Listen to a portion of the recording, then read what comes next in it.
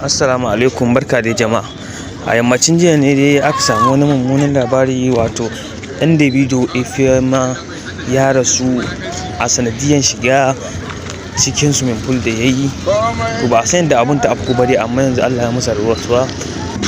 An shaida haka ne a yayin da Davido ya ɗauke shi kai sa asibitin a yankin Lekki, inda likitoci suka tabbatar wa Davido ɗin mawaƙi Davido da ɗansa Allah ya masa cikawa.